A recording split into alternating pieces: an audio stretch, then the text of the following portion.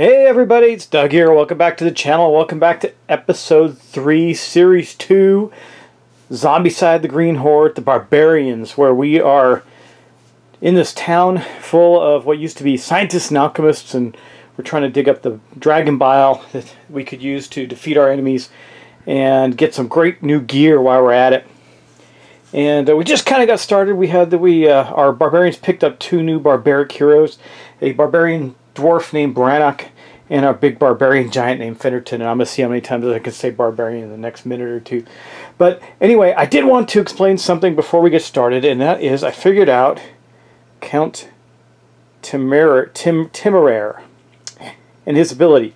This is a very confusingly written card, but I figured it out. In addition to the normal necromancer abilities, if the players choose to sacrifice a piece of equipment, all of them, then it'll do 1 point of damage to the bad guy, the necromancer. Now, here's the cool part about that. We don't have to do that. But if he does get away, we all lose a piece of equipment anyway. However, for him to get away, he's going to have to cross up through here and go right by our dudes. So I'm not as worried about it, the count, as I thought I was. It's a really cool ability, actually. So I couldn't figure out, well, if we sacrifice if we automatically had to sacrifice our gear and it did 1 point of damage, he'd never get to the other spawn point. He'd just die. So it didn't make any sense. But I went online. Thank you, Board Game Geek. I love it. I love that site. It's been the foundation of everything I've ever done with this stuff. So if you don't know about it, which I think you probably do if you're watching my channel, that's where I found the information on this, and it was pretty clear. So that's how this necromancer works. So I'm going to leave him on the board. And with that, all that being said, we're going to get started right away with our new round of player actions, which means I can continue on my course of trying to first kill this abomination with the Trebuchet instead of worrying about the necromancer, because I think we're going to get the necromancer with no problem. It's got to go right by us to get there. We got multiple heroes en route, and we will take him down.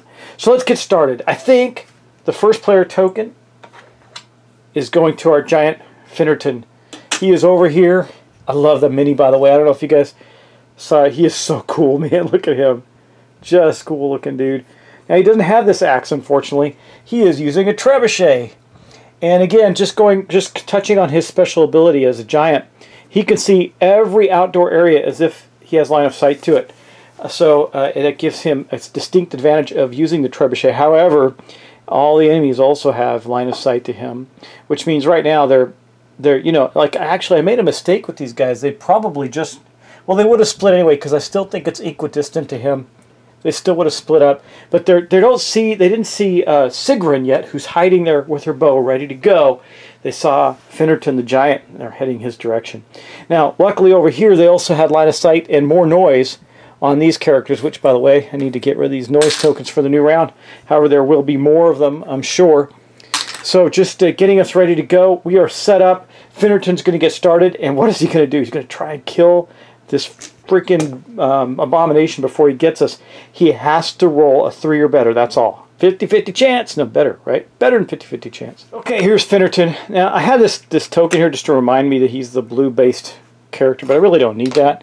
He is, however, the blue-based character, but all his pins are blue, so it'll keep me as a reminder there, too. Let's roll, see if he gets it. A 4! Perfect. Yep, there it is. A 4. That does it. A big boulder goes lobbing out of the Trebuchet. I mean, there's multiple ways you can shoot the Trebuchet, but you need a boulder to kill an abomination, which means you only get to roll the 1 die. And it comes crushing down on the big abomination, killing it once and for all. Which means, though, Finnerton gets 5 experience points for killing him. Good job, Mr. Giant. Well, that was the end of his turn, because it takes all 3 actions to fire the Trebuchet, but that is exactly what we needed him to do. So that is going to be the end of his action. Next up, we're going to have Hildy take out... No, we're not going to do that. Actually, we're going to have Hig go next. He's got his telekinesis blast. Telekinetic blast. He's going to blast that door open. It does make noise, but it happens automatically. Now, this is good and bad, because as we open this door, we are going to have to spawn bad guys into the room. So let's see what we get. Hopefully something terrible. Enter the... Oh, no, you kidding me? Oh my gosh, guys. Well, the sad part is this isn't a spawn time, so that would have been good to have that spawn. Oh gosh, this is awful. This is awful. We didn't know all these guys were hiding out in here. All of them, the entire horde, was hiding out in this room, this objective room. That is crazy, but that's what it is. Well, Higgs got 2 more attacks with his telekinetic blast. He's got 2 more actions he can take. Remember, he's got brother in arms, so he definitely doesn't want to move. He wants to stay there with the gang and help them out. But for right now, he is going to... Now, that telekinetic blast does... or the brother in arms ability does affect him, too. That means his telekinetic blast attack is going to do 2 dice. He needs 4 or better. He's got 2 dice because of his brother in arms ability. Gives him +1 die to combat, any combat. So let's see if he can take out... He's going to launch it into this room here to see if he can take out a couple of these walkers. Bet you can. He took out one of them, so that's 1 action. That also gives Hig an experience point. And then he's going to do that again with his 3rd and final action. And by the way, this makes lots of noise, so I don't mind that at all. I don't mind if the zombies are heading toward this group here. And let's do that. I already placed one down for the next one. He does kill another walker. So that gives him 2 experience points, and 2 walkers are removed from this room. And that is going to be the end of Hig's turn. Good job, Hig. He is now at 2 experience points. Alright, now I think we'll go with...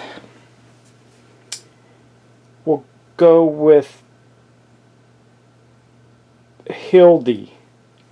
Yes, we'll go with Hildy, because she has more dice. Now, she's going to first kill the fatty that's in their space with them.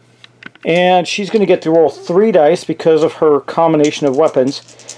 And she's a 4 or better to hit. Let's see if she can do it. Oh yeah, easily. She killed this fatty here. That puts her up to 3 experience points. So she killed the fatty that was in the room with them. And then for her second action, this is a bit risky, but not terribly so. She has a shield. She's going to step into the room for her second action. For her third action, she will attack again. Not taking priority. She's going to try and get the fatties out of the way. They do need to go first. So, 3 dice. Let's get at least 2 more of them. She has 1 more hit left. Let's see if she can get 2. Oh, she didn't. She got 1. So, 1 more fatty comes off the board, and that gives her a 4th experience point. That is not a very safe area yet, but Brannog, he's going to step in and start. So first action, he steps in. Second action, he's going to start to swing. Now he's got 2 dice with his dwarven hammer. Let's hope he can knock out he's got to knock out a lot of these guys. Okay, Bradog, we need some good dice rolling here right now. I got to get some hits going on. Oh, that's 2 hits. That is awesome. So what we're going to do there, here's the last of the big fatties out. Take another walker. That's 2 more. That's 2 points for Brannog, and 2 experience points for him as well. He's up to 2 now. And he's got 1 more roll. He's got to get these next 2 guys out of there. Okay, Brannog, come on. We just need 2 more hits. Come on, can you get him? He got 1. Oh, 1 more hit. So one of these guys is going to go. That's better than none. That gives him 3 total experience points, but that means we're going to have to try and take a hit. I think, well, Hildy's going to have to absorb it. She's at least got a chance of not being hit by the thing, which is good. All right, that counts for... Now I got left... I have Sigrun and Rolf left to go. So Rolf's in a berserker rage. He's going to bash in this door. He doesn't care what else is going on. He saw that they had to go in this room. There's all kinds of screaming and chaos going on over there, but he doesn't. It doesn't matter to him. He is a barbarian through and true, and he's going to batter that door down. He's got good attacks going on. He's got a bloodlust melee. His first action is going to be to bash the door open, which he fails at. Boom! Another noise token right there. He's going to try again. Wait, does he? He'll have 1 action yet left. So yes, he'll try again. 3. He fails again. He cannot get the door open. Rolf, you're a lame barbarian. He's screaming more and more as time goes on. He's just going nuts over there. Can't get it done. But for his last action, he's not going to kick in the door. That is just a mistake to do. So he's going to wait it out again. I know it's slowing us down, guys. It's causing more of a buildup of enemies, but really it hasn't been too bad. We've been pretty lucky. So he keeps kicking at that door. I haven't kicked anybody over into the yellow yet, which is good. However, this could be the time that Sigrun does at this moment, because she is up here. She's going to take a shot at this orc way up at the top. You can't see her clearly because she's behind the giant. She's right there. She's going to be firing at this guy right here. So let's see if she can get it done. Now there's a real likelihood she's going to kick us into the yellow with this. Now, she only gets 1 die. She needs a 4 better to hit with her spiked bow. Let's see if she can do it. She rolls a 1, but she's got plenty of arrows, which means she gets a free reroll. So this is her first action. And a 6. So she does it. She pops this guy with an arrow. He goes away, and she gains another point, which puts her into the yellow, giving her a level, which means she now has 2 actions left. And since I think our giant is in okay shape right now, she's going to start moving to help poor Rolf, who can't open a door. She's going to go 1 to there. She got, that's her third action. No, her first action was to shoot. Second action, third action, I got to roll for her moving through the hedge. Nope. And fourth action, she moved to there. Now, good news is she's still got line of sight on here. If line of sight, if for some reason an orc runner comes through the bushes or something like that, we'll be okay. And she's still within range of our giant. Now that does mark the turns of everybody. Everybody's gone. We're moving along. We're moving along. So we're going to first activate our baddies. The only real problem we have is right there. Horde has to take a hit, so that thing swipes. She's going to try and use her North Shield to stop the hit. All we need is a 4 or better. A 5! She does it. Ba-turn! Off the North Shield. The orc zombie does nothing. That is awesome. But we still have some more to go. Let's go see what they're going to do. Well, this guy does not have line of sight on anybody, but there's enough noise coming up from, well, no, 1, 2, 3, wait, actually 1, 2, 3, 4, 5. 1, 2, 3. Yeah, he'll go this way, and the necromancer will pop there. Now, though, we have to spawn a bunch of stuff. So we'll start, again, as we always do, at the top left-hand corner. Alright, I'm getting out the spawn deck. Let's see what happens. We are in the yellow zone now. Let's see what goes on there. 3 orc walkers, not a problem. I'd have them right here, so I'll just put them out. There's 3, and then, of course, you see that it says 1 to the Horde, so I'll take another orc walker and put it in the Horde. That is that zone. I mean, at least we don't have to worry about the Horde right away again. Now, right down in here, we got another spawn coming up. What do we get? Orc Necromancer. Oh, well, we do have that clown. He does come into play here. Here is the Orc Necromancer, right here. That means that he is bringing in another necromantic spawn point. Plus, we're going to add a runner. Where's the runner? Is this the runner? Yeah, I think I did not put a runner in that group. I thought this was the runner, but maybe not. Anyway, there's a walker, a fatty, and a runner is supposed to go into that zone. I think that is the runner, isn't it? Here they are there. No, you see, it looks a little different. So there, those go into the spawn zone for the Horde because a necromancer came into play. And it says that right here. Otherwise, he's just a normal orc necromancer, but he does also bring friends.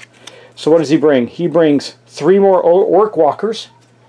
I think I have 3 more out and about. 1, 2, and 3.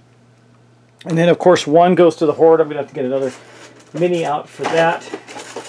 Here he is. He goes to the Horde per the card. Okay. Now we got to go down to this bottom zone. We're actually, see, this is what I was afraid of. We had it so easy early on. Now they're coming out in droves. And we're right here now with this spawn zone. It's going to spawn 2 cards, just like the one we just did. Uh-oh. Fatty Burster is going to come out. Okay, I'm going to get us a Fatty Burster out there. And then the second thing that comes out there. Oh no, the Horde brother. Oh, 2 bad things in a row. That is really rough. Let me get those out for us and we'll get on with it. Alright, these have some special rules. The Fatty Burster acts like a normal Fatty, except for a couple of interesting things, and we'll talk about that real briefly. Here's how the Fatty Bursters work. Fatty Bursters are fatties, but do not benefit from Fatty extra action activations. They take 1 action. Their minimum damage to destroy is 2, just like a normal Fatty. Drawing a Fatty Burster card provides an extra activation to all Fatty Bursters, but that was the only one. Fatty Bursters do not attack. Instead, they explode wherever a survivor stands in their zone. or ends a move action in their zone. Fatty bursters also explode upon being eliminated by survivors in combat siege action. The explosion inflicts 2 damage with no armor roll. So that's bad, right? That's the fatty burster. That's this lovely fellow right here. He's all poofed out and going crazy. And then we have the Horde brother. It says abominations are bad enough as mindless rampaging nightmares, but to come across one that actually attempts to instill some sense of tactics in his brethren. Now that's a pain in the neck. The monstrosity known as the Horde brother seems to really appreciate the orc zombie's tendencies to amass in a great horde. The Horde brother inflicts 3 damage. The Horde brother should be played in conjunction with Zombie Horde using the rules Green Horde. Yep. When the Horde brother is spawned, add another abomination miniature of your choice to the Horde. It will spawn along with the Horde the next time the Enter the Horde card is drawn. Well, we do happen to have an abomination, so he is now in the Horde. If no abomination can be added to the Horde brother immediately gets an extra activation. Well, we could add one, so we did. That is good. Well, that's some crazy times, isn't it? Man, we got some silliness going on here. Wow. Okay. I'm going to end phase. We're going to clear off all of these noise tokens. We don't need them. We'll pile up more, I'm sure. But that's what we're going to do. All right. Now we got some serious issues coming toward us, right? I think Finnerton is going to attack this space here. This seems to make a lot of sense. He's going to attack it with a boulder because he has to. He only needs a 3, and he'll only hit... Wait, I think... Oh, here's the problem. The fatty's going to go first. Yeah, the fatty's going to go first, I think, in this fatty... And abominations of any kind, they're in the same space. So I think that means we get a choice. We can do one or the other. Obviously, we're going to try and take out the Horde brother with the Trebuchet. So I think that's where we're going to start. Finnerton's going to give us a start again. He has to roll a 3 or better on the Trebuchet with the boulder to hit him. Let's see if we can do it. 1 die. Come on, Finnerton. Oh, no. He fails with a 1. Boulder smashes into the area and does not kill the creature. That is bad. Man, we got to get rid of those extra spawn points. Those are going to do us in. Anyway, that is Finnerton's entire turn. That is not good. Okay, so he's probably going to have one more round before he starts having to fight off other creatures. He could throw them, of course, but that's pretty cool too. Anyway, he's going to have to try again next round. That was it for him. Bummer. So the Trebuchet is partly doing his job, partly not. All right, that is going to be the end of Finnerton's turn. I think now we're going to go with Hildy. She's going to attack first with 3 dice on this zombie that is there, and we're going to get ready for that group to come at us because they are.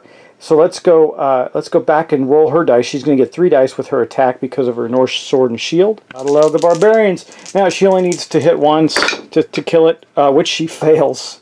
Wow, a 3, a 2, and a 2. 3 dice. Wow, I'm back to rolling bad, Polly. Okay, now let's take her second action. Do that again. Okay, she kills it in that one action. It takes this guy off the board. It was the one that was in their space. In turn, she goes up to 5. She should have been at 6. That's disappointing. However, we are in a space with an item. So here's what she's going to do. Fortunately, I wanted to get her out in the street, but for her third and final action, she's going to pick up this objective. That gives her 5 experience points and our second objective completed. This means she goes up 1, 2, 3, 4, 5. That gives her her extra action and will allow her to then move into the street as her final action. I thought perhaps I might have her search the room, but her combination of items right now is pretty good, so I'm not as worried about her as I am about the others. I almost want Hig to go in there and search the room. He's just got a torch and a telekinetic blast. If he goes in there and searches the room, he can still blast out into the street. However, right now we're going to go with Brennerton. Or Brannog, rather. Brannog is in here, so this is going to be... That's the end of Hildy's action. She moved into that space there and took out the orc that was there. That was good of her. Now, Brannog is going to, as his first action, pick up this vault item, which is the Bone Kukri. Vault item, add +1 damage to any other equipped melee weapon. Ooh, that is nice. His hammer is... Oh, yeah, that's not good. Well, actually, yeah, I can make this work. I'll show you how on his sheet. Let me grab that. Actually, it works anyway. That can go there, and that can go here. I think I'm going to do that now so that he equips it there until he gets some armor. However, while he can't use both these in conjunction because you can see they don't have the dual wield ability. If this one did, he could. But he does get the bonus of this, of add +1 damage to any other equipped weapon. So that means he's going to get to add +1 damage. This is now can be a 3 damage weapon. It can kill abominations. That's pretty cool. And that was his first action, right? So for his second action, he's going to search the room. Picking up the bone kukri was not a search action. It was a like the same action as picking up an objective. So he's going to get an item, and he gets an axe. Well, sure, he can use that in conjunction. We'll stow this in his other hand right there till for now. Maybe he'll give it to someone else, trade it to Hig or something. That was his third action, and that's all there is for him. He doesn't do anything else. So his first action, no, I'll take it back. His first action he picked up. Second action, third action he moves out into the street. We're done with that room. Finally, kaput. Okay, now we do have Hig. I do believe that the first action that Hig is going to do is he's going to throw a telekinetic blast into that space with the baddies right there as his first action. So that's going to give him, let's see, what has he got? Hig will have, it's just 1 die, it gets a 4+, but you know what? If he can kill 1 or 2 of those guys, it'll be better. So let's get that out. We're going to roll a die, see what he gets. Come on, a 1, of course. So he fails at that. It does make noise, by the way, when he does that. For his second action, he'll move into the room, and for his third action, he's going to search. I could have taken the axe from Branagh, but this gives him the ability to spend an action to discard the torch from hand. That's no. Draw 2 cards when searching. So as long as he has that equipped, he gets to draw 2 cards when searching. That's bad. Okay, so he does get the repulse spell, which he'll put in his inventory. I guess he's going to be a spell user, but the other thing that happens is not good. A zombie appears in his space. So he now has a walker in there that's going to attack him. That is not good because that was his third action. So he is out of luck there. That is really bad. Oh, well, hey, it is what it is. This is what challenges makes the game challenging, right? So Hig just got himself into a little bit of trouble, and that's going to end his turn. So Hig is, I'm just knocking stuff all over the board. Hig is going to take some damage, guys. That's all there is to it. Let me fix the board real quick, guys, before I go crazy here. And get his inventory back where it was. Sorry, everything kind of went loopy there, but that's all right. He's got the repulse spell now. He can use that instead, and that's okay. All right, anyway, that is going to be the end of his turn. That is bad news. All right, well, let's go on. Who do I have left? I've done Branagh, I've done Hildy, I've done Finnerton and Hig. I have Sigrun and Rolf to go. Well, we're going to have to trust that our big guy can get this issue dealt with before they get there. I'm so tempted to kick in that door. We need that objective. We've cleared 2 of our objectives. We need 1, 2. We got quite a few left to go, guys, before we are done. Quite a few left. That's kind of rough, isn't it? I don't know. I don't know if we're going to make it. Tough one, guys. Tough one. Yeah, okay, well, what do we do? I think I will go with, yeah, let's go with Sigrun first. Sigrun is already in yellow. She already has 4 actions, right? So she's going to move 1 for an action there. She passed through a hedge. 2, nothing. Okay, that's fine. She'll move 2 to here. That means she'll pass through a hedge again. She's fine. Then she's going to shoot this guy. Her bone, or her spiked bow, does have a range of 0 to 1, so she can't shoot him. What I'm hoping to do is shoot the necromancer as he comes, and the fatty as he comes into the space. All right, so she came running across. She goes, bursts through the hedge, whip, whip, with her bow, and let's see if she can get it done. I mean, she's still got 2 actions, and rerolls, right? And rerolls from her plenty of arrows. So let's see. She's a 4. She rolled a 1. I'm doing a lot of that, rolling a lot of 1s, guys. And for her reroll, she got a 5. So she did get it with her third action. That takes this guy out. That is good. And it gives her, sorry, let me make that clear. She now has 8 hit points. Now she cannot get to that guy right there. I think She does have a fourth action. What does she want to do with it? She could back up she could step back and back up our guy that's been trying to kick in the door, Rolf. But she'll have to pass back through the hedge. I think it doesn't matter. It's every time you pass through. Well, let's look at that. She needs to get into a room, too, and search something fierce. I think what she'll do then, she's going to move to here, actually, and that'll end her turn. Yeah, right there. She can get that door open and get that objective. We might be in good shape there. Which means, here's what we're going to do with Rolf. Poor old Rolf. He is going to go, because now we're back to his turn, he's going to go 1, 2. Hopefully he doesn't get a zombie. A 2, close, but no cigar. Then he's going to try and kick in that door for Sigrun. Come on, he just needs a 4. Oh my god, he's so terrible at this. He can't open doors to save his life. He's rolled 1s more than anything, I think. Alright, well that's going to end all of our players' actions. At least they're kind of close enough together to be able to help each other. I think the one that might end up in a little bit of trouble is our giant. Because all those guys up in the north corner are going to come after him. And that's the way it's going to be.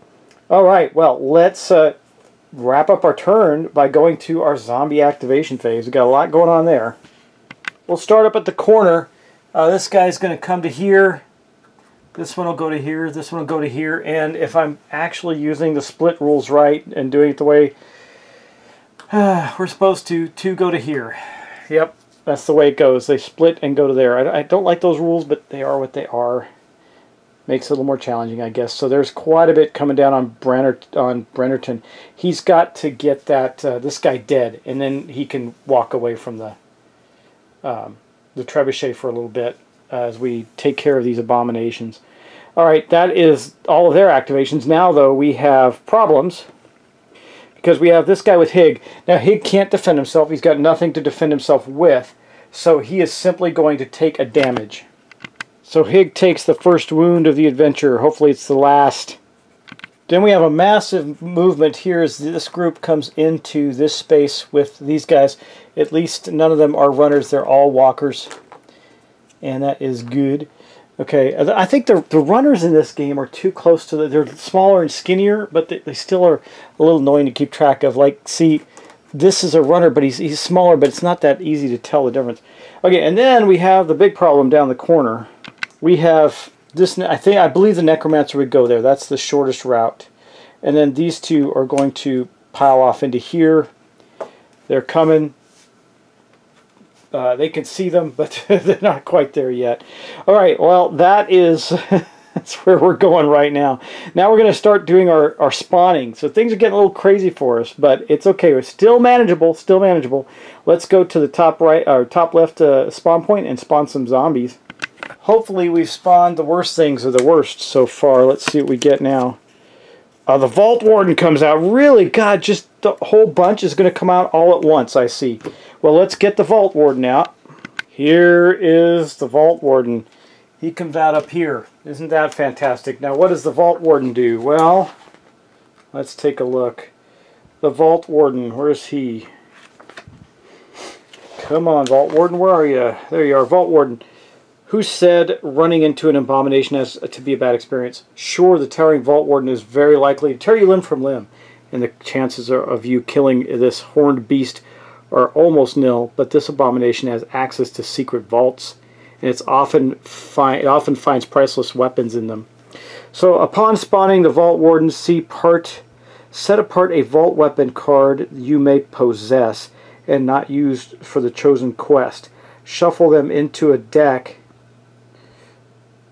Oh, although a survivor killing the Vault Warden gets a random... Well, that's all of them. So they're all shuffled into a deck already right here because we don't have any except for the ones that are already on the board. So these are the ones that we would get to draw if we were to kill the Vault Warden.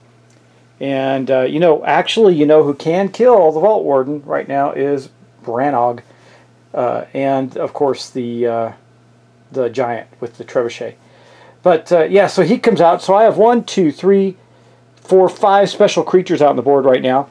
And then we're going to go to this spawn zone down over here, which is going to spawn twice. Hopefully it doesn't activate some big beastie again, right? What do we get? Oh, the Count. So the Count actually moves. He's going to activate and move to there. That is what's going to happen with him. But that means that... So the good news there is that those guys, one of their spawns got wasted on that, and he just activates twice. And then, oh, we're going to have a normal activation. 4 orc walkers are going here, and then one's going into the Horde. Well, here's... I just threw him, because I didn't want him to go into the Horde, I guess. Here's the one that's going into the Horde right here. That's the 4th orc. That's the orc walker that's going to the Horde. Now I need to get 4 regular walkers and put them in that space. So let me grab 4 of those guys, and they are appearing right here. Now, I already put the one for the Horde. We got 4 walkers here, so that area is becoming lethal to us. Then now down in the bottom corner, we have 2 more spawns because we got to kill these necromancers. 3 orc runners. That's not good for us. I'll get them out. They're going to be fast moving. And 1 orc fatty, plus an orc runner and an orc fatty into the Horde. So here's the fatty that goes to there. Here's the fatty that's going into the Horde over here. And then I need to get 3 orc runners. I have them here. Sprinters all. Okay, there are those 3 guys. They're going to hustle and run toward the group in the next activation, not in this one. Alright, well, wow. 3 abominations. 2 abominations on the board. 1 in the Horde. That is just terrible. And we don't know what's going to happen next. Brennerton, or actually Finnerton, our giant, is starting to get a little concerned about his position up there at the Trebuchet. Might be best if he moves it. He can move it 1 space and get out of the way a little bit, but that would stop him from firing it at this spot right here, which we need to do. I think he's just going to have to take it, and maybe a couple of our heroes can run up to assist him. Maybe Rolf, since he can't open doors or anything, can't seem to do anything. Oh, God, this is getting rough, guys. Anyway, we're going to end this episode here. This was a good episode. We took a couple turns. We're in trouble. Got lots of creatures out on the board. We got the Horde Brother, the Vault Warden, the Fatty Burster, the Orc Necromancer, and the Count Tremere, the other Necromancer. He's not getting off the board, though. We're about to do him in. And then we'll get rid of an extra spawn. That's good. And then we got to try and kill the Orc Necromancer that he came into our space already. I think he would not have come that way, though, now that I'm thinking about it. The closest, well, let me see, 1, 2, 3, 4, 5, 6, 7, 8, 9, 10. 1, 2, 3, 4, 5, 6, 7, 8. Yeah, I honestly think if I'm playing fair, he would have gone there. He ran through the hedge. He's heading away. We got to chase him down and get him, hopefully. Hopefully, because if he gets away, that spawn point is permanent. Yeah. Alright guys, that's going to be it. So thanks for watching. Thanks for subscribing. I really appreciate it. This is the board as it stands right now. We're kind of getting into some trouble here. This is a great game. I hope you're enjoying it. I am. And I will see you in the next episode. Take care, guys.